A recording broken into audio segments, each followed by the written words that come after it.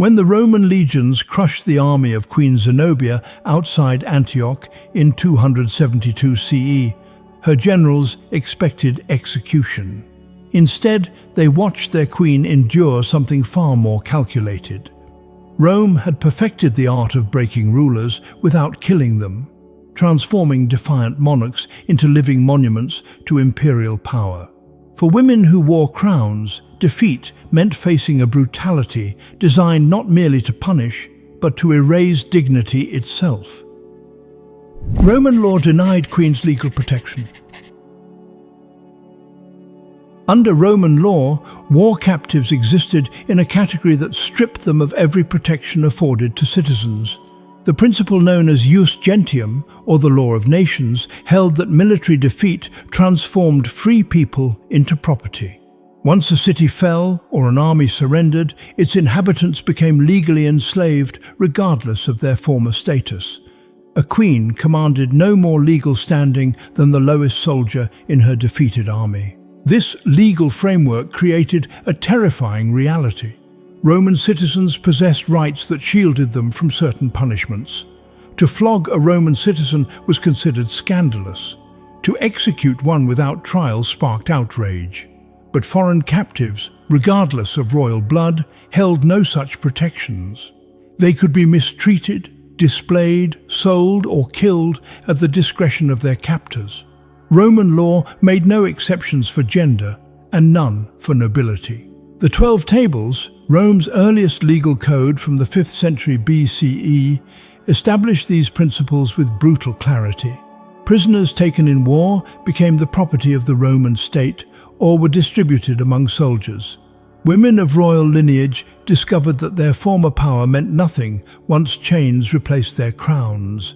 Tacitus documented this legal reality when he described the treatment of defeated British royalty, noting that Roman officials showed no hesitation in violating those who had once commanded armies and administered justice. Female captives faced additional vulnerability.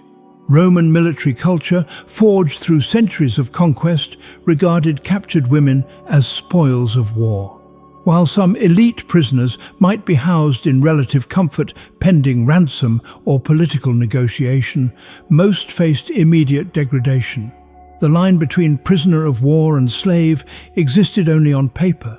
In practice, defeat dissolved all former status, leaving captive queens vulnerable to treatment that would have been unthinkable had they possessed Roman citizenship. Royal prisoners displayed in Roman triumphs. The Roman triumph transformed military victory into public spectacle, and captive royalty served as the centerpiece of these elaborate processions. When a general received permission from the Senate to celebrate a triumph, preparations began for a display that would parade Rome's dominance through the streets for all to witness. The route stretched from the Field of Mars through the Forum and up to the Capitoline Hill, covering nearly 4 kilometers of crowded thoroughfares. These processions followed a carefully choreographed order designed to maximize psychological impact. Musicians and entertainers led the parade, followed by carts bearing paintings and models of conquered cities and distant lands. Wild animals from exotic territories were led in chains, offering Romans a glimpse of the unknown world their legions had subdued. Then came the prisoners of war, walking in shackles at the heart of the spectacle. Captured rulers marched at the front of the prisoner column, their royal garments often left intact to emphasize the magnitude of their fall.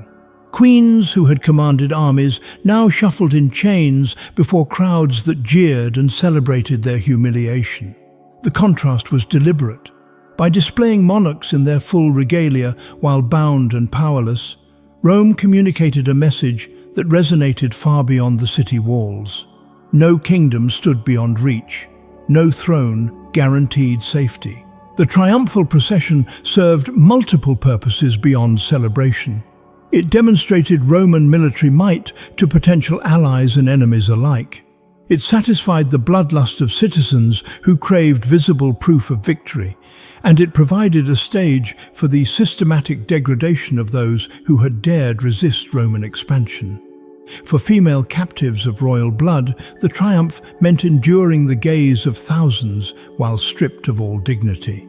The journey typically took an entire day, with the procession moving slowly to allow spectators along the route to observe every detail. Captive queens walked this gauntlet knowing their fate hung in the balance. Some would survive the day, others would not see sunset. The uncertainty itself served as torture, forcing the defeated to contemplate their approaching doom with every step through streets lined with celebrating Romans. Zenobia marched through Rome in gold chains. Queen Zenobia of Palmyra had carved out an empire that stretched from Egypt to Anatolia, challenging Roman authority across the east. When Emperor Aurelian finally crushed her forces in 272 CE and captured the queen as she fled toward Persia, he gained more than a military victory.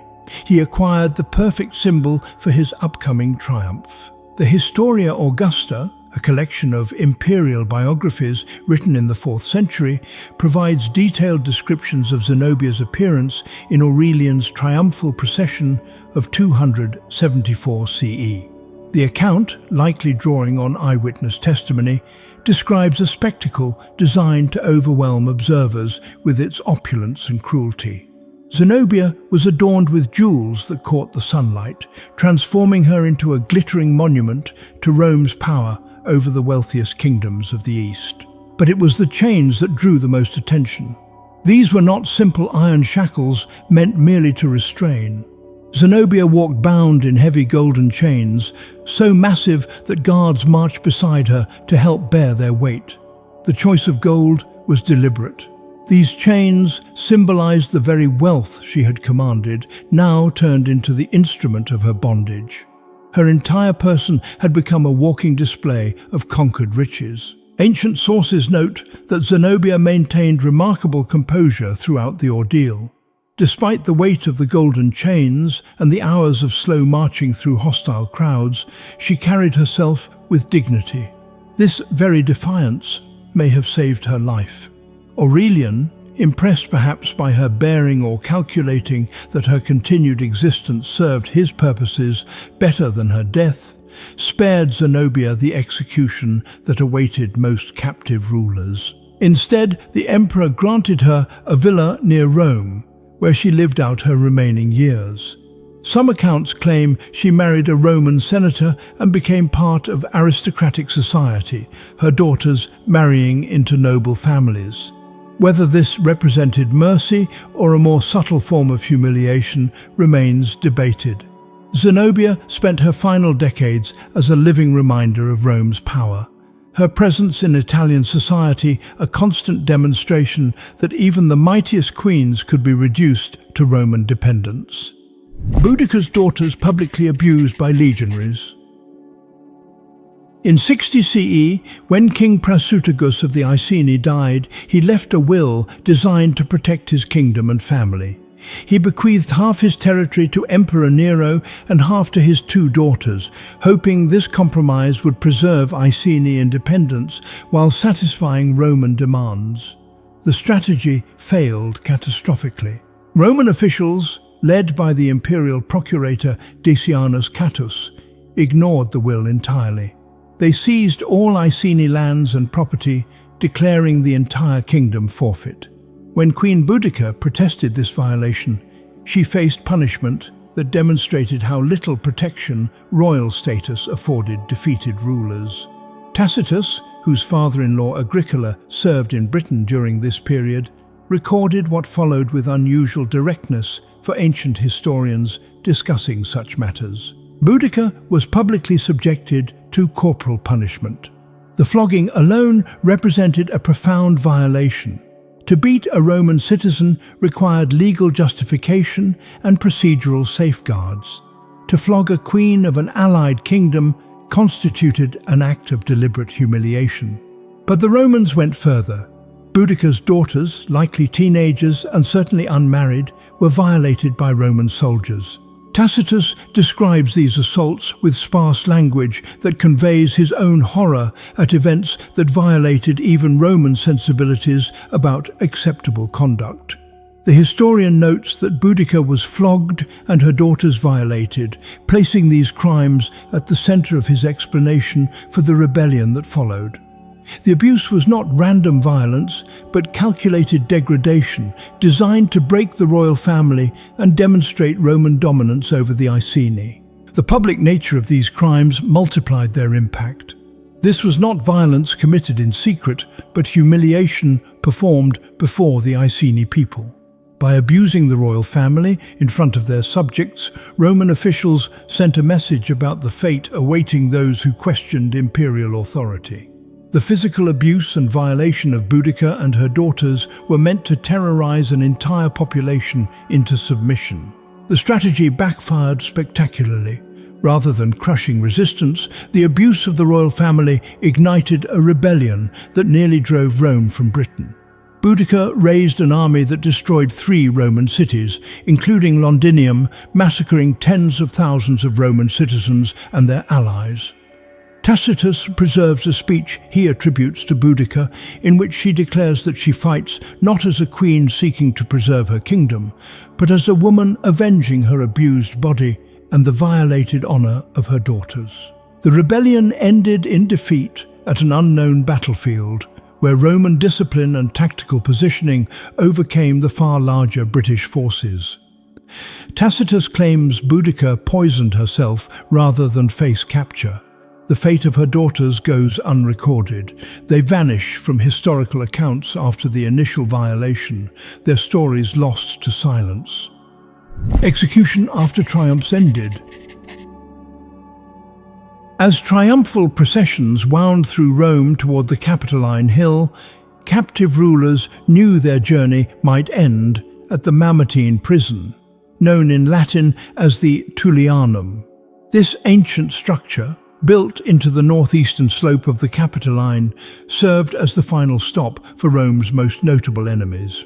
While the triumph continued to the Temple of Jupiter, where the victorious general would make offerings, condemned prisoners were led aside to face execution. The Tullianum consisted of 2 levels. The upper chamber served as a holding cell, but the lower dungeon, accessible only through a hole in the ceiling, became the execution chamber. Here, in darkness and filth, Rome's enemies met their end. The method varied. Some were executed by suffocation. Others were left to starve. The process remained deliberately hidden from public view, occurring while crowds celebrated on the streets above. Vercingetorix, the Gallic chieftain who had unified the tribes of Gaul against Julius Caesar, exemplified this fate.